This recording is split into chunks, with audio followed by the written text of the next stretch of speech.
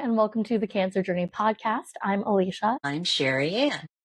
So today we're going to be talking about mourning the you before cancer. Cancer inevitably changes you and the trajectory you're on. So there's a lot of kind of grieving that happens here, and this wanting to reclaim who you were before, oftentimes that we see throughout a cancer journey. But before we get into that, we'll do PESH. So I'll go first because I think you went first last time. So physically, I am a 4.25. Emotionally, I am a 4.4. Spirit is a 4.4, and hope is a 4.35. And my word is moving. Okay, my PESH. So physically, I'm a 4.3, emotionally, 4.35. Spirit, 4.4, and hope is 4.25. And my word is quiet. Okay, so mourning the you before cancer. I mean, when we think of anyone who's on a cancer journey, and if you're familiar with our roadmap, right, there's the call, there's initiation, and then there's that descent kind of into the pit. But I feel like one of those first things that comes up as you go into that initiation and the pit, you kind of feel that trajectory of being kind of pushed downward, and you're like looking and wanting to like grasp back what you had before. Absolutely. Absolutely. I think it's accentuated in the pit, which is right, the descent, where it's like, oh my God, I'm out of control. I don't know what's going on. I don't know how my body is going to react to this. I don't really know what it's doing inside. I just know that I'm going through treatment, which is generally where you are during the pit. And it's like, oh, what's going on? I don't have anything to grasp onto like yourself. So it's like, I want that. I want who I used to be. I used to, be active and strong and clear. I think of brain fog and it's like, oh no, where did my brain go? So there's that yearning and longing for that person that you knew so well before you started the cancer journey. And there is this tremendous desire to just like, please take me back. Can I go back? And so there's that fight of, I want to be who I was, but by reality in this moment is, I'm here and I don't feel like me. And there is grief and mourning there, but we don't necessarily make time for that. It's still that, oh, I wish, oh, I'm longing, oh, I want. Yeah. I feel like what you're also saying is that like you're mourning not just who you were and like the understanding of that person and feeling like you're tumbling into a new one, but also this like grounding and stability and sureness and like who you were before and the space that you were in before. There was so much comfort. There was so much like day to day, you don't even have to think about this big thing that's now in your life. And it's really uncomfortable. I mean, I think that any initiation point and that, descent into the pit is actually a growth point. And when things are feeling really sticky and uncomfortable, I mean, if that feels like a positivity perspective to me, that like all of that like achy, uncomfortable stuff is growth. You can't have growth without going through that kind of phase. And you can't see where you land on the other side until you've been through that discomfort. So when you're in the midst of it and it just like it feels horrible. Not all growth feels horrible, but a lot of times there's this like you're on loose rocks. You're on like this fragile ground and you start to really feel fragile. And so when you're feeling all of that fragility and that like that anticipation that maybe you could crumble, you are really really looking back to times when you have felt strong and felt sure, and that you didn't have to worry about all these things. I would actually liken the feeling to when you're sick and you have a really, really stuffy nose, right? And you're like, oh my God, I take for granted those days when breathing was not even something I had to think about. And so now all of a sudden you can't breathe. And so, you want those times back, but you know that you're going to come out stronger. You hope that you do, for sure. And I love the word of fragility. It's you feel so fragile, not only physically, right? Because you do, but where we specialize in the emotions and the mindset and your spirit. It's like, who am I now? What can I hold on to? And I love the analogy of the stuffy nose. I'm going to take it one step further. I actually got pneumonitis, which is a version of pneumonia brought on by medicine or chemicals. And I could not breathe. Like every breath felt like an effort. And so I'm so conscious of breathing, like the stuffy nose, that it's like, please let this be over. When is this going to be over? I remember what it was like, and I needed some kind of grounding. So when you said fragility and grounding, I just kind of like, you were saying all the words that I just wanted to embrace too. It's like, that's what we want. And that's what we're mourning. And so it makes it so hard to be in the present moment with the stuffy nose, with the pneumonitis, with the aches and pains, or your body not responding like it used to in that fragile state. And it's like, how do I be with this? Because there's Yeah. nothing to do. It's like, how do I be? And that's a really big question. Yeah, that and I mean, just trying to be when you're well is hard. You know, we are constantly in this like moving forward. Time is only moving forward. We got to do something. Like a headspace that's just so deeply ingrained in us that when you are asked to just be, regardless of being sick or not, it's so hard. And I will also say that like no matter how many journeys of cancer you've had, this state will feel slightly different all the time, and there will always be that mourning for who you were before and everything you had before, and that like, wow, I had it so good, why did I take it for granted? And I mean, I think those are very real emotions that come up and very real thoughts that kind of infiltrate. It feels very negative ego, right? Like, oh, I should have been more grateful when I had it, and I should have. And I'm not saying it's wrong to have those thoughts. They're naturally going to come up, like as you're experiencing this. And there's also still space for that understanding that you are in a growth phase right now, and that gentleness for yourself, right? It's not like you're doing something wrong, you're doing something good. Opposites, there's also this like softness that you can have for yourself. It's not just coming around with toxic positivity and forcing yourself out of a swamp. There's this like, okay, you get to feel that way. And we're smarter than that. We know that there is just this understanding that it's part of the journey. So let's take some time to feel sad for ourselves and to Yeah. mourn and to have gratitude for that person who was there before.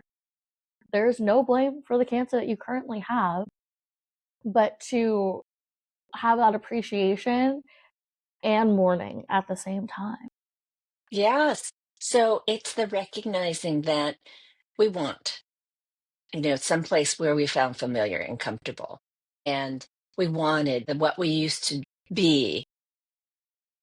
And that makes it harder to be able to be with the mourning and the grief. So let's talk about, like, how do you mourn and how do you grieve what is and what is no longer here. And that goes back to the being. It's like, okay, so how do I be this? How do I almost like process what's here so that I can move on? And that is a step that we kind of jump over all the time, right? It's like, I wish that I was who I was.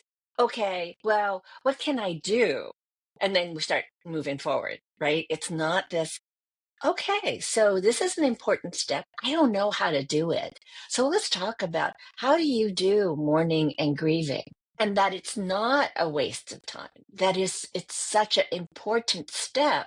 So you don't come back, meaning it's like a rubber band. It's like, oh, I don't want to feel this. So I'm going to stretch it and move over here. But the moment we stop efforting or pushing ourselves, it goes to how it was, right? And so we're constantly doing this pull, which is using so much energy, especially on a cancer journey. So we've got to harness all the energy that we have and just be with what's here. So let's take a moment and just talk about What does mourning feel like? Yeah. I mean, so like what came up for me, like immediately as you said that, is that mourning is going to look different for everyone, obviously. And mourning, it can look like not being able to get out of bed, right? It can look like depression. It can be ceaseless crying and bawling. It can have a physical manifestation, right? You can have a headache, you can have body aches. Maybe your throat gets really tight, and it feels like an additional cold on top of everything else. We're kind of going with, that kind of illness. Mourning can feel like the voice in your head is really loud, and it Hmm. can feel like you need to isolate, or like you're in a group of people and you still feel alone. Yeah, mourning comes out in so many ways. And this is also, we'll say it time and time again, this is exactly why we have cancer journey coaching and cancer journey coaches, because no matter how you're showing up and what you really need in that time, your coach is going to be there to hear it out for you. If you need to moan and cry and scream, they're going to give you the space for that, and the space for that in a specific way, because you feel really seen. It's all about you. It's all about what you need to express. Some people feel like mourning is even harder when they don't feel witnessed too. And so when Hmm. you have a cancer journey coach who sees you and is like, yeah, that's like, I feel exactly as you're feeling, and everything that you're throwing out, it's not wrong. And I want you to have this open space to do it without judgment, without boundaries, without walls. I take back the boundaries a little bit. There can be some boundaries as defined by your relationship with your coach.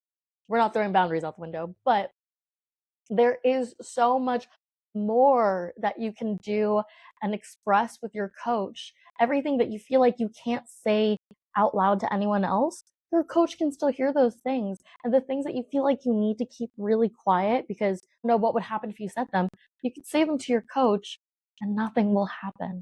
Except maybe you'll feel some relief because Hmm. there's a part of you that really wanted to say it or release it. Yeah. So going back to like, what is mourning and how does it show up? It's so different for everyone, you know?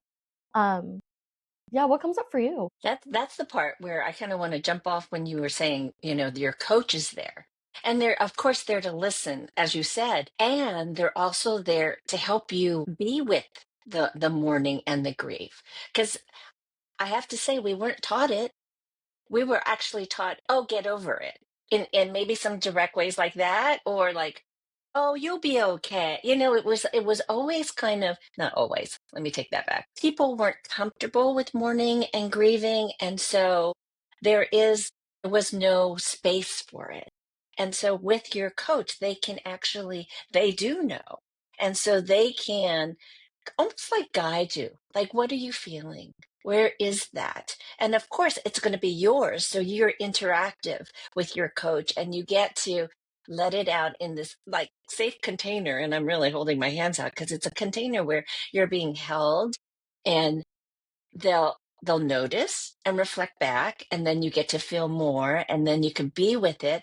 And as you do, it's almost like it gets released, and part of the release can be tears. That's fine. I mean, what I love about tears is that each tear in a situation has different chemicals that are being released, and your body knows exactly which one it needs. But when we hold it in, we don't get that release, and the chemicals don't aren't there to help heal us. So I really do appreciate tears.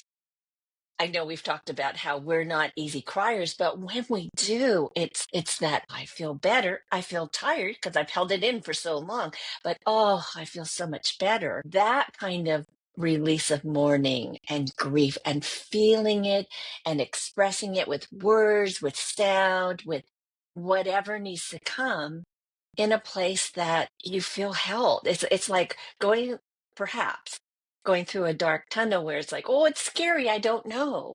But you're arm in arm with your coach, and it's like, we've got each other, I've got you, so keep on walking and keep on talking and keep on feeling.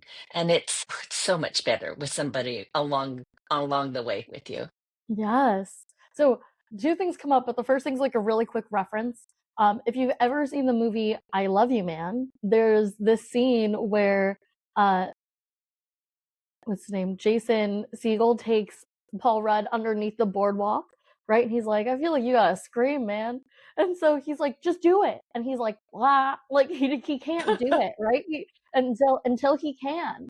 He's like, "Come on, don't make this a joke, just do it." And he's like, I can't. And then he really does, and then he can't like stop. He's like, that felt so good.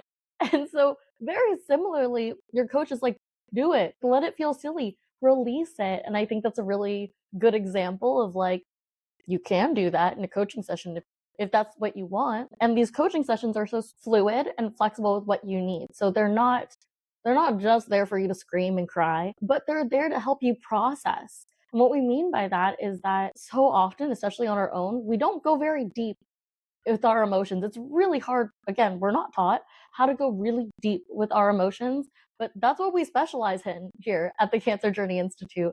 And so it's not just processing to like, okay, now I don't have to be sad anymore. It's processing so you can like feel it all throughout you and not numb yourself out to what is truly showing up in your body, in your being, your spirit. So when you're talking with a coach, it's actually, we love when people come and they're like, I don't know.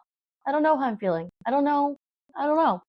And in my opinion, that is kind of a way of numbing for ourselves, right? We don't have to think really hard. It's kind of a toss away.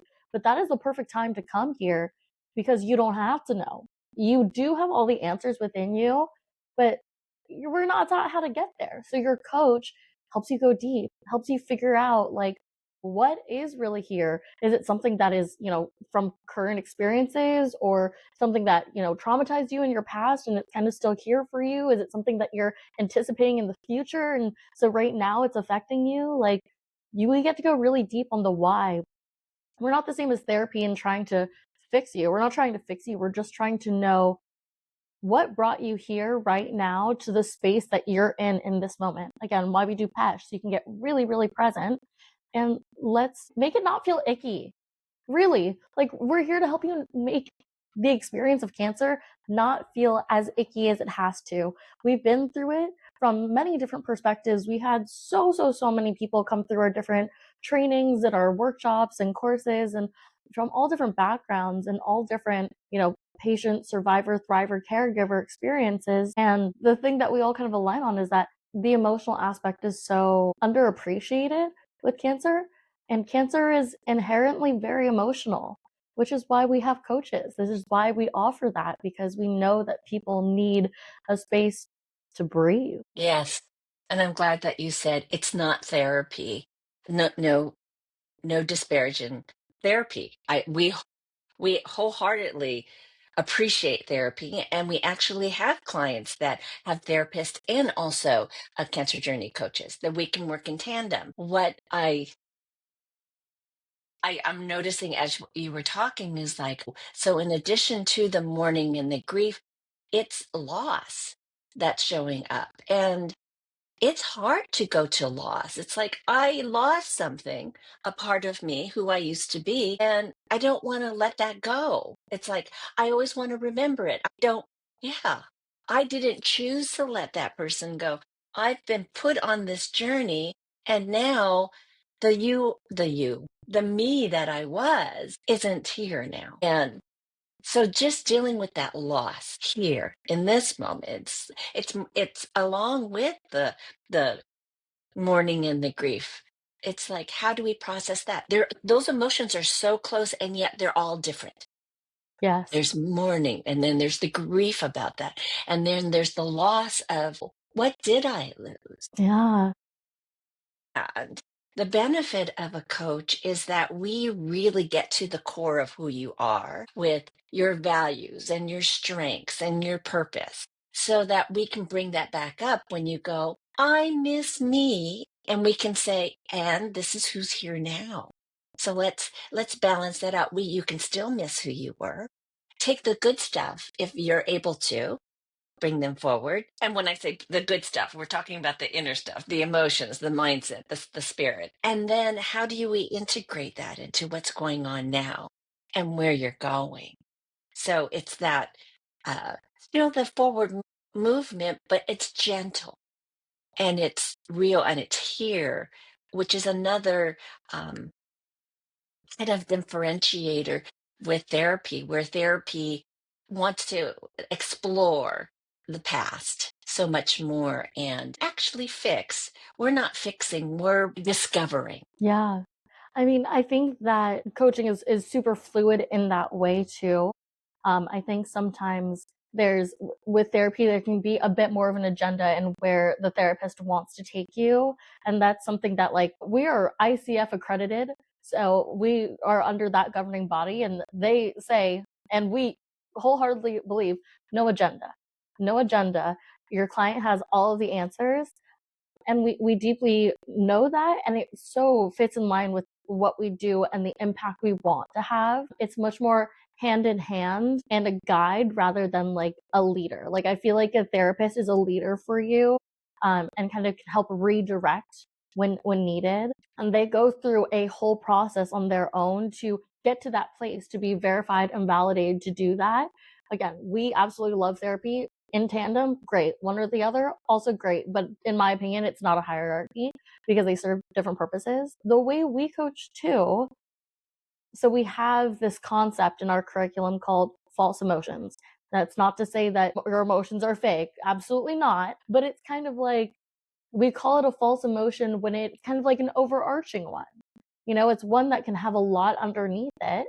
And so, like, an example is guilt, right? Sometimes when people are like, oh, I just feel guilty, and kind of toss it away. And I think that grief and mourning can be a little bit similar because everyone can define it differently because it's so elusive, right? And even with loss too, because there's so much more underneath it.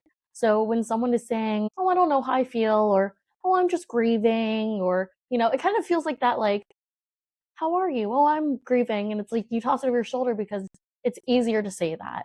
And we don't often have the opportunity, I would say very rarely have the opportunity to be like, I'm grieving and here's what else there is. Because even telling ourselves we're grieving, sometimes that feels like enough.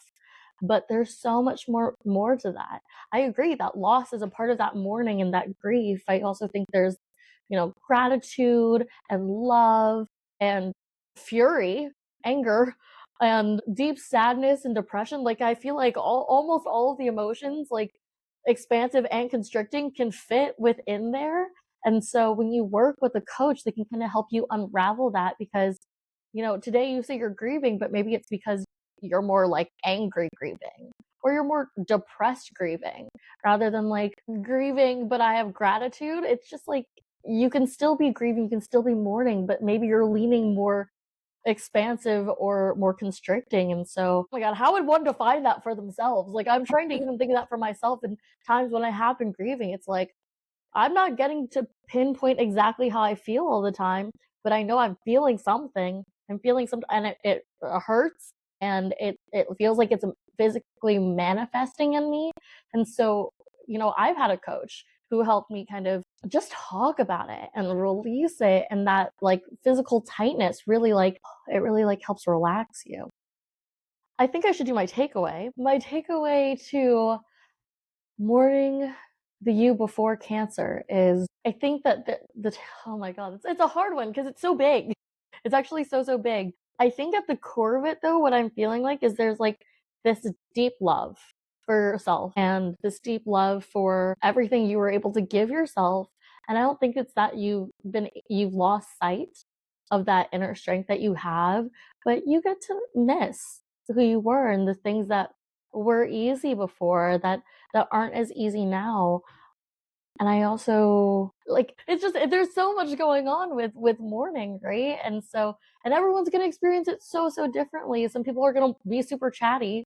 Obviously I'm a super chatty mourner, but some people are going to be really tight-lipped about it and not want to share at all. So when it's a journey that is so personal, I mean, your entire cancer journey is, but this specific part of it, the mourning of yourself, is even more personal. Having someone who can really hear you and let you do whatever you need to do and help you go deeper, it lets you experience this common experience of cancer with a different intensity, maybe a lower intensity than it was feeling when you were holding everything in, because the journey is going to remain the journey. But how tight and how intense everything is, it doesn't need to be such a like struggle. Mhm. My PESH. Sorry. Physically, I am a 4.25. Emotionally, I'm a 4.6. Spirit is a 4.5. Hope is a 4.35. And my word is release. Thank you for that takeaway. It brought up so much, and I feel like I want another episode to talk about all of this and what I can net it down to. So my takeaway is it's identity change, and that is hard. There is the who you were and the who you are. And what came up for me was like an outfit that used to fit, used to be that you just love. Okay, let's not say love because it could just have been really comfortable. It's like that's an outfit that I would wear. And there's memories and there's things that you want to talk about that outfit. I'm kind of separating it from this current self because sometimes it's easier to talk that way. And you could do that also in a coaching session. It's like, who I was in that outfit was I was talkative, I was confident, I was fun. But now because I'm on a cancer journey, I feel not so confident because I don't know what's going to happen next. I'm not so sure of myself and it's like I want to put it back on, but it doesn't fit anymore. That outfit doesn't fit anymore. So what is it that I'm wearing now? What is this outfit? And it's not a game, but it's kind of a nice exercise to do, especially with your coach, because they can take you through the different, you know, parts of it to keep you there. Because it's so easy, as you were saying, to come out of it. It's like, oh no, I don't want to go there anymore. But it's so important to realize that that's who I was and love it and give appreciation for all of it. And this is who I am now. And now find places to love and find places to get into the comfy space of it so that you can really let go. And that is the grieving in the morning, right? It's I'm letting it go. I'm letting go a part of me. Ooh. But at the same time, you're embracing the new, what's here. And that's going to change too, because cancer is a journey of change, not one that we asked for, one that was presented and thrust upon us, but it's still change. And that's something we can't stop. That's my takeaway. My PESH is physically 4.25, emotionally, ooh, 4.5, spirit 4.6, hope 4.4, and my word is patience. I love the outfit analogy. I resonate with that absolutely. Yeah, I agree. I almost want like a little more time. So if you want us to continue this episode and revisit Mourning the You Before Cancer, let us know. We're open to hearing that. But otherwise, we'll see you next week for a new episode. Thank you for being with us. Have a lovely rest of your day. And remember, you're more powerful than you realize.